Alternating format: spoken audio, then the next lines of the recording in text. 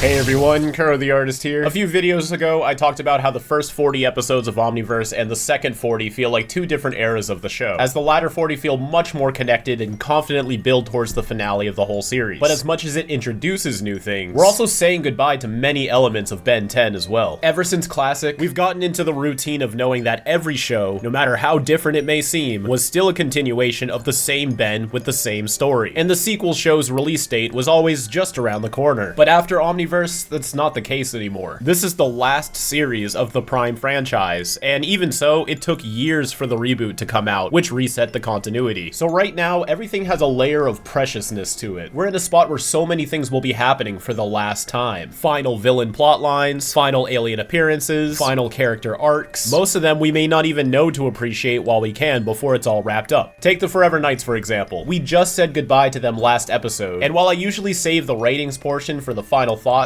most folks didn't even think it was a good ending for them, which is kinda disappointing for how long they've been around. And based on the episode's ending teaser where we see that they survived, the writers themselves may not have planned for this to be their end either, but unfortunately, it was. Zombozo's done, the Megawatts are done, Siphon's got only one more appearance left, and in this episode, we're saying goodbye to Dr. Animo, the longest running antagonist in Ben 10 ever, just shy of Vilgax. Most of Ben's aliens only have one final appearance left too, and some of them have already had their final scenes, even if it was a bit underwhelming. Still, we do have some surprises to look forward to, like Vampire, Skurd, Maltruant, and even Gutrot in this very episode. But a lot of the main players in Ben 10 are starting to come to an end. As we begin to come to a close on Omniverse, from now on, every character, alien, or plotline could be the last time it ever shows up, which makes some of these final outings some real character-defining stuff, even if it's just in a meta sense. So soak it all in while you can. But on a happier note, the whole Ink Tank and I recently played a round of Ben 10 Jeopardy over on our friend Omar's channel, which you can find linked down below. Amazing. His name is Edward Principal White. Edward. Put some respect on his name, Kelly. The most chat GPT name I've ever heard. And spoiler alert, that's not the only collaboration we'll be dropping in a few weeks. In fact, we've done so many collabs and there's still plenty more to come. I recently made a playlist featuring all of our collaborations so far that you can check out on our main channel. I'm still putting the list together, so if there's any collaborations I forgot about, please let me know in the comments, but I think this is a pretty good documentation. We also just dropped some new merch in our store based on Kevin and my Kuro skull, which you can order as a shirt, tank top, or sweater in the link down below. And from now until May 31st, if you use the code BENKAI, you'll get 25% off your entire order. That's a pretty good deal. And lastly, I want to give a big shout out to Noxymation's Changers. He's been working on it forever and is releasing a full comic pretty soon, so go show him some love as a thank you for creating such awesome music for 5YL and beyond. But for now, if this is your first breakdown and you're curious about how my rating system works, there's a detailed description down below, including a link to all of my previous breakdowns, but by all means watch this one first. I'm sure you'll still enjoy it. Now, on to the breakdown. Len Uli gives us another story titled Animo Crackers, which first premiered March 14th, 2014. A future Dr. Animo comes back in time to free his present-day self from prison. The two plan to rob a huge collection of DNA for their experiments. As Ben and Rook are on the case, they meet Chronos Banner, a masked unknown hero who comes out of nowhere and disappears just as quickly. Is it just me, or are we seeing Max's plumbing more often? Oh, a little bit, yeah. We usually only saw it up to 2 times per season, because this one extra appearance is enough to make a difference. Chadwick was after me, you know, wanted me to rule the world for him. Name-dropping Chadwick, who we just saw last episode. I guess the Knights were trying to work with anybody just to get that sword. But this is some good continuity with Animo. Villains like him, usually when they're defeated, they just show back up again. No matter where they end up, like in jail or covered under some rocks or something, they just show up in their future appearance without any regard of how they got out of their situation last time. But they've been doing a pretty good job keeping Animo's storyline consistent. He was arrested in It Was Them, though he did randomly get out of jail during the Saturdays crossover, but after he was arrested again there, he remained in jail during season 4, where he even tried to escape but failed, and now here he is, still in jail. They lock me up like I'm some sort of madman. And now he's further spiraling into insanity, still talking to his stuffed animals. I'll show them man who is a stray animal! Dwight's really giving it all for his last present-day Animo appearance. What do all of you think? They don't appreciate your talent. We couldn't agree more. Kill John Lennon. History of There you go again. Talking to toys. So this is his future self talking through a toy, so if anything, Animo's correct in doing so. But in the shot right beforehand, you can actually see this toy again, right here, but colored very differently. They're not real, you know. Animo should have learned to play nice. Get ready. We are leaving. I think I did make a comment on how weird it was that the plumbers allowed there to be so many stuffed animals in Animo's cell. And it turns out I was right, because it seems to be their downfall. They were getting a little too comfortable and too nice to Animo. 5th episode with this theme song, and we still haven't even started the arc yet. Baking with Animo, apple pie $0 mode, Ben 10. Ben Tennyson has never heard of a napkin. The fuck wrong with you? I am working, Magister Patellidae. Okay, Rob Paulson's on deck, so what do we got? Ditto showing up this episode? Oh, and this is the one where he gets gut rot too, right? I honestly forgot if Ditto's in here or not, but it makes sense that if Ben's gonna use gut rot, that Patellidae becomes an available character. Monitor duty is a serious business. You think they're assigning him monitor duty, or Ben's asking for monitor duty as a way to like do patrol without having to drive around in the proto truck? And either way, another thing that makes him a plumber. I'm coming for you, Rooter's Arc. You need a steely eye?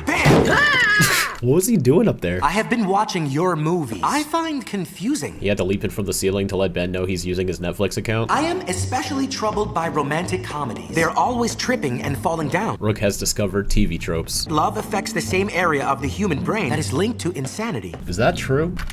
Well, if it's the BBC, it's good enough for me.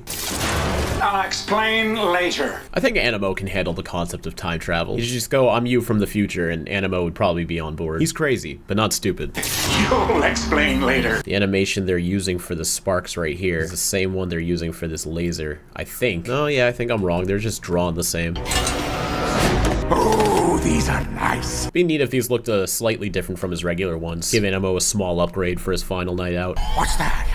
Pressure pad, you set off the alarm. They got pressure pads now? So when Ben said, Plumber HQ really needs to work on its security, Grandpa. I guess they were serious. If only it actually stopped people from breaking out though, but hey, they're making an effort to change. Shall we go? But if someone had explained the situation clearly in the beginning. I feel you, Rook. I feel that about a lot of things. It's Animo. There's a breakout on the prison level. I thought you guys fixed his cell so he couldn't do that again. I know, right? Blue Kitchen Dreba supervise the renovation. I guess it does work to keep blaming any technical faults and stuff on Blue Kitchen Dreba. They're characters that are established enough to take that kind of heat. Pick me up. Run that way, in there. Does future Animo have all of this mapped out, or does he remember this happening to him? Is this like a time loop sort of deal? What are you waiting for? I love that little slip he does. They even added in a squeak sound effect. They're pretty in sync there. Animo knows to just raise this guy and turn him, and future Gorilla Man will take care of it. Man, if only they had that plumber from UAF that had the wings. 5, 4, 3. They got no guards up here? Hold it, Animo. So future Animo remembers all of these things then. Counting down to their exact point in interference is much more elaborate than just having blueprints of Plumber HQ. Ben will try to transform into Humongousaur. He's going to get upgrade. You don't have to be from the future to see that coming. Y'all think Animo can recognize this is his own voice? I feel like if something was talking to me in my own voice, I'd be able to pick on that pretty quickly. We are getting a fair amount of upgrade now that Ben's used him again. This is a really good transformation. Inflates a little bit as the stripes overlap into his body. He's like twisting all around. This is a fun one. You can see his head tilts backwards, but then his upgrade head pops forward. In fact, you can still see his human head too at the same time as the upgrade head. Almost like he's one of those toys where like the head rotates and they change. How do you know what's going to happen? Take this and throw it. Love the glow effect. He's blorping all around. Now, do you think this device is forcing Ben to transform back, or Ben's in so much pain as upgrade that the Omnitrix recognizes that he needs to turn back in order to not die? I think this is an Omnitrix protecting Ben situation. What do y'all think? I'll see you soon enough. It was so obvious I almost forgot to say it. This whole thing resembles future Animo 2 with the head on a gorilla body. Wow, that is a strong toy. And it flies? So why did future Animo need present Animo to lift him up and point him in the right directions? Maybe he's only got like a limited amount of fuel or something and needed to save it for this moment. Why does nobody ever seek professional help? they have multiple models for the proto truck, because every now and then it looks like this. Very thin lines with like a black, thicker outline just around the brim of it, and it doesn't blend into the background well, unlike other times where it looks almost indistinguishable from the 2D animation. They probably have different ones that do different things, like one for close-up shots, one that actually does the transformation, and one that's used for like far away shots with a lot less polygons and thus less to render. This might be the proto truck that they're supposed to only use for far away shots, but when it's up close and full frame and we're staring right at it, it's a little bit immersion breaking.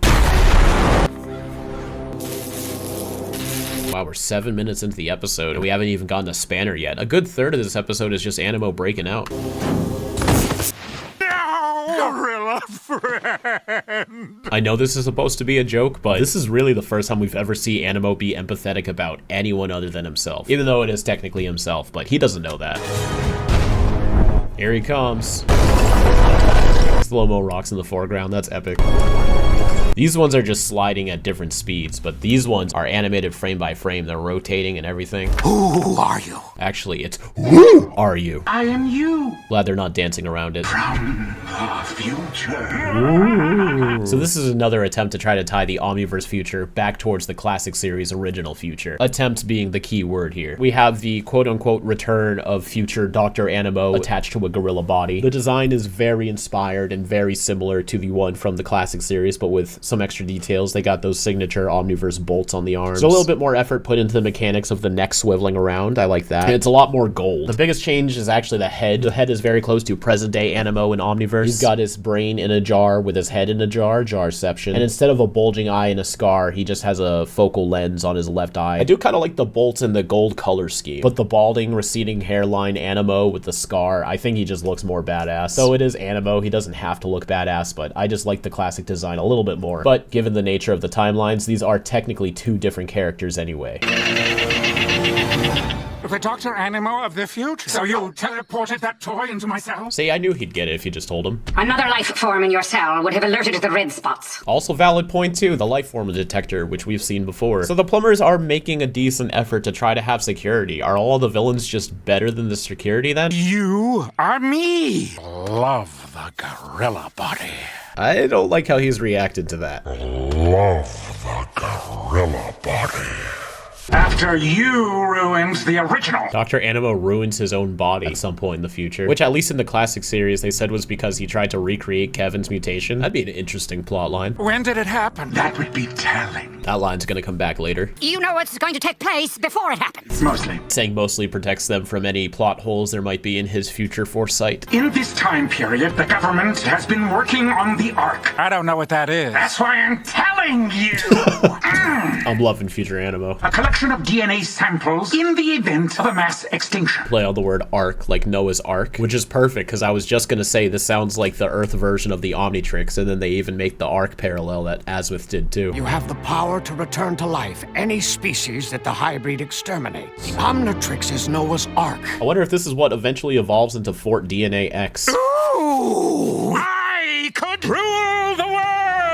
Lots of new... Oh, I like that. The spikes around his eyes retract and then expand with his expression. More like pure madness. Oh, who could it be? Call me Chrono Spanner. I can't believe we're finally here. Spanner, or Chrono Spanner. I always forget the chrono part. Chrono time, duh. Lots to unpack here. First, design. How he is inspired by both Ultra Ben and the Power Rangers, as said by Derek J. White. And he is voiced by Scott Menville, who in Ben 10 is prominently known as Jimmy Jones. But they actually use that to trick you into thinking this is Jimmy when he's actually, spoiler, Ken Tennyson, Ben 10,000's son in the future, who doesn't have an Omnitrix because he's grounded, so Paradox gave him this time traveling. I think it's just this little thing, because that's what he points to, but the whole outfit, I guess. For undisclosed reasons, I don't think they ever exactly say why Paradox did all of this, but I guess he just sees the bigger picture in a way that us mortals can't. This is one of the coolest things Omniverse did. I just wish it felt like it paid off more, because despite them introducing him like 40 episodes before he's actually revealed to be Ben's son in the future, with them burning away the last 30 episodes in a couple of weeks, you didn't nearly have enough time to guess and speculate. This could have been a whole thing. Giant missed opportunity. But I guess we'll talk about that later too. This episode is very light on the mystery and just treat him as his own character. Go turbo! He's got jet boots. What are you so scared of, dude? That way. One down. Oh my god, if a giant gorilla grabbed my 14-year-old leg, it would snap. This got this little taser laser thing. Now this is funny how it's just like a simple skull drawing, but I would have loved to see a robot skull or something underneath him. Really know what the inners of him looks like now that he has like his brain in a jar and all that. Best you got? Large albino gorilla. Actually, that's also Animo. Ben recognizes him because he has been to the future and seen a gorilla Animo before. So now you know, no matter what timeline you're in, Animo's gonna make a gorilla body. I fought him way back in the future. Ben Tennyson! Oh my god. Animo's been in that cell way too long. Everything's catching him off guard. As I expected. Now you go that way. Based on the sounds and designs, Animo's head seems to be controlled by a series of tubes and mechanical gears. Whereas in the classic, it was like these weird tentacle things sticking out like an octopus. You're not going anywhere!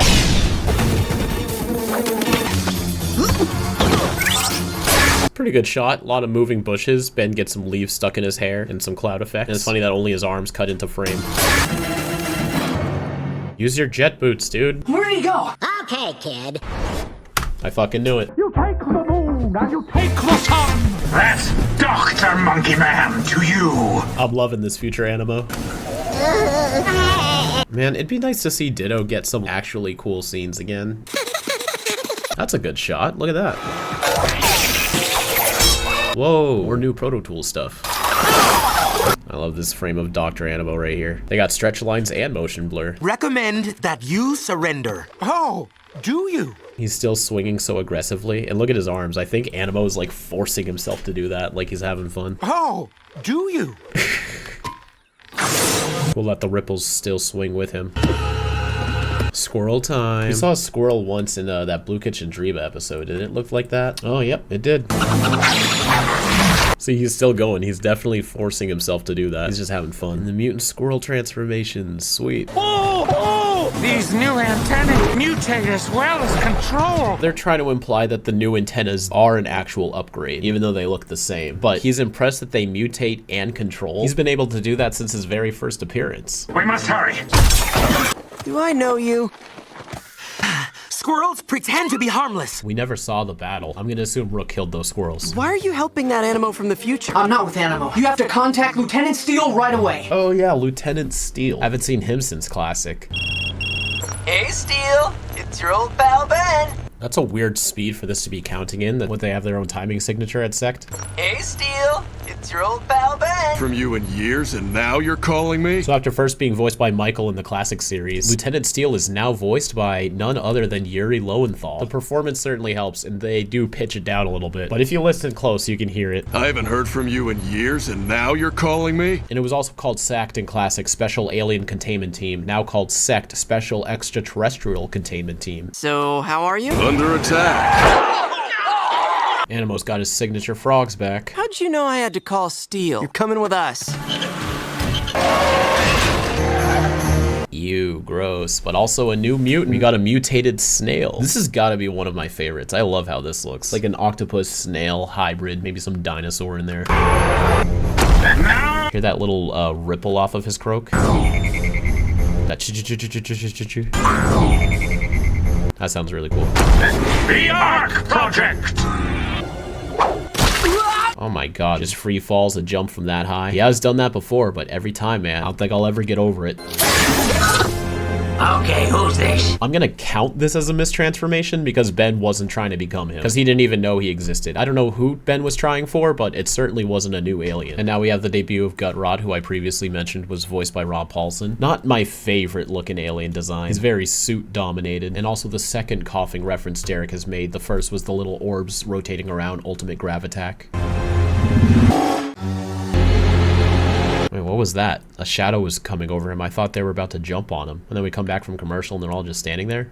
What was that shadow? But you're from the future, am I right? And according to the wiki, he's the second alien to speak with a Brooklyn accent after Bullfrag, but he sounds more Jersey than Brooklyn to me. You do. Do me a solid, will you? Man, animating all that smoke inside of him. That's tough. That's hand-drawn too. They can't just do what they do for Atomics with the bubbles and use like a pre-made asset and shape it to wherever they need. This is a very specific thing they have to maintain. And it's a loop. Tell me about this guy. Gutrod. And it really is telling him. Guess Future Animo still has some stupidity left in him after all. You have the ability to combine various chemicals and expel them as gas. There's no reason he needs to be telling him this right now. Is there anything else you'd care to know? He just likes talking, is that it?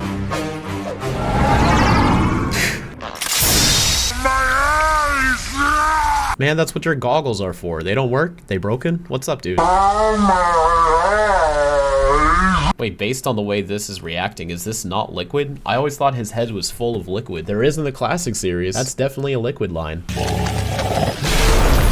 Come back, you fat amphibian! The brim of the hole is moving with his head here. I don't think it's supposed to be doing that. Oh my goodness. The smoke is still being animated as he moves his body? That's a lot of effort. Sulfur dioxide. Don't ask me how I know. Very similar to Gray Matter, where he just gains intelligence. Is this animation the same as this one here? And they're playing a video clip? That could be it. I wouldn't fault them for doing that. Yeah, I think so. This shape right here matches with this shape right here. Okay, yeah, so it is the same animation. So it's like a video inside. All right, even so, it's animated very beautifully. Hey. And see, it has to stay with him no matter how he's moving and bending, so the compositing takes a lot of effort too. If that awesome pun won't get a laugh, maybe some nitrous oxide will. That's a specific animation though. This is made for this shot.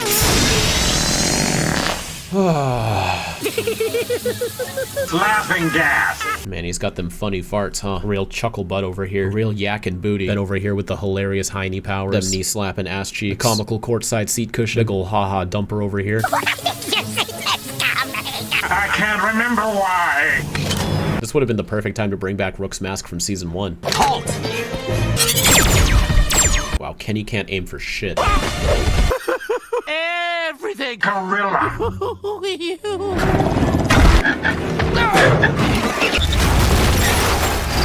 Oh no. You couldn't control your frog! The Ark Project didn't make it into the future. Holy shit, Monsters Inc. Saved one. Poodle DNA. We've seen this dog before too in Pac-Mar's shot. This is interesting. This is definitely a digital font that they've used in multiple episodes before. I recognize it, but here it's drawn on. So they have to type this out with the font to know what it looks like as a reference and then draw it. Poodles. Are you serious? Bro, you rolled up here on a slug.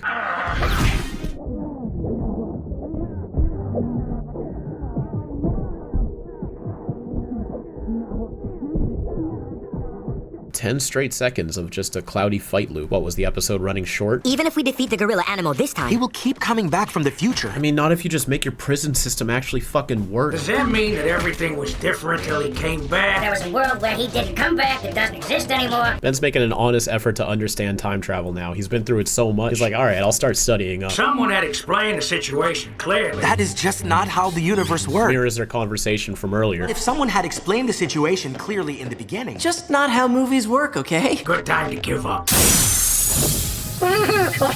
Just a little fluoromethylhexafluoroisopropyl ether. What? Short-term memory loss. You won't remember how this all went down. You can have one of them. And that gets followed up in episode 79. We'll see you then. What happened? Tonight is movie night, starring Jennifer Nocturne and Hugh Danielson. Hey, Jenny Knox back in the game. I guess she was able to work through the trauma of running away with Carl. But who's that other one? Hugh Danielson. Hugh Danielson. Probably just a name. Not everything's a reference. Who was that guy? Well, that would be telling. Breaking the fourth wall there, buddy. Also, when could this have taken place? Because we see what happens after Spanner brings the future Animo back to his timeline. Did you guys lose somebody? Haven't seen you in decades. And then they immediately go to Max's retirement party. Maltruant attacks, and then he reveals to his dad that he's Chrono Spanner. So does this scene take place before everything we just saw? In Ken's timeline, is this a version of Spanner that's much earlier than this one? Oi, whatever. We're so close to the Galactic Monsters arc, I can feel it. It had a fun premise. We're doing the future self comes back in time, but with a villain rather than the main hero. I think that's a nice twist. And Spanner came along for the ride too. And I think it was smart to let us get used to Spanner for who he is first before starting to seed in the hints of who he probably could be. Keeping most of his quirks as a mystery and just having him tag along for the adventure sets up the mystery even stronger on its own. It does plenty. We had the return of Sect, whatever. And while they didn't really do anything, it didn't interfere with anything either. It was a fascinating enough callback. And we capped things off with a new alien. I'm gonna give the plot a 4. It was very well done. It just didn't have that wow factor that really gives it a 5. Characterization will also get a 4. Animo interacting with his future self was pretty funny. They skipped a lot of the confusion tropes and just went straight lead into them bickering as if this is a reflection on how Animo feels about himself. Rook's thread about watching Earth movies was neat. It gave him something to do. And I think Ben handled all of these situations very well too. I do think Ben straight up asking future Animo how his new alien worked and then Animo responding was kind of dumb, but I can excuse it. We're at the point where these characters are flexible enough where, sure, I could buy that that's something that they would do, whether it's a good idea or not. And like I said, I like that they kept Spanner very straightforward here, and we can build upon that even further in the future. Visuals, I'm only gonna give it a 3. The animation was really good in this episode, and I liked a lot of the designs we had, like the mutated snail was cool. Future Animo looks great in this art style. But Gutrot is one of the less inspired looking aliens. He kind of suffers the same issues that I have with Vampire or even Fast Track, where it just kind of looks like a dude in a suit. He's just a rock in a onesie, but his smoke is animated very nicely. And Spanner does have a neat design, but this episode's highlights is certainly its design, with some pretty nice animation, but not a lot of visually striking things happening. Mostly just standing around and talking. Importance, I'm gonna give it a 5, not just because of its plot importance, but also this is Dr. Animo's grand send-off, the last time he's ever featured as a main bad guy, and he's been here since like episode 2 of Classic, so I feel like it is worthy to see his end. This is our first major appearance of Spanner, who I'm pretty sure all of his episodes are probably gonna get a 5 just because he is an arc in of itself and it all builds towards the finale. But we'll see. But entertaining, as much as I thought the future Animo stuff was funny, I can only give this a 2. This is a pretty one and done kind of episode, and it's the debut of Gutrot, the second to last new alien that Ben gets in the series. It's more about what you take away from this episode rather than the actual enjoyment of watching it. I think you could put this on once and just forget about it after if you really want to. But that's gonna land us off with an 18 out of 25. Let's check out the final thoughts. This is a very straightforward episode, so to keep our momentum high, let's just cover the last batch of polls. While we know Kai is a very controversial character, I wanted to get to the bottom of her vast disdain, and over half of you claimed that Ben and Kai simply had no chemistry, while only about 5% didn't like her for who she is. Though it is nice to know that 17% actually liked her from the start. When this poll first dropped, it was only between 8 or 9%, but it seems like the Kai lovers are finally coming out from the dark. I did see a lot of comments saying that the reason they didn't like her was because her relationship was too forced, but then again, so was Gwen and Kevin's, and that one turned out pretty fine. The second is if people knew who Blitzwolfer was. It's no shade towards the guy, but I still think it's one of the stupidest things ever in Ben 10. I hate the name, I hate the reference, I don't like anything about this. And lastly, as I said at the start of the video, there was an overwhelmingly negative response to this being the final episode for the Forever Knights. I truly don't think this was meant to be, it just worked out that way, but hey, can't undo the past. I got a nice little batch of polls for y'all this time around. For one, similar to the Knights, do you think this was a good final episode for Dr. Animo? And yes, I know his future self cameos in the finale, but that doesn't count. This is his last real story. And the second and third questions are pretty simple. How do you feel about Gutrot, and how do you feel about Spanner? Let me know what you think in the community tab when this video goes live. I hope you all have a fantastic rest of your weekend, and as always, keep it fizzy.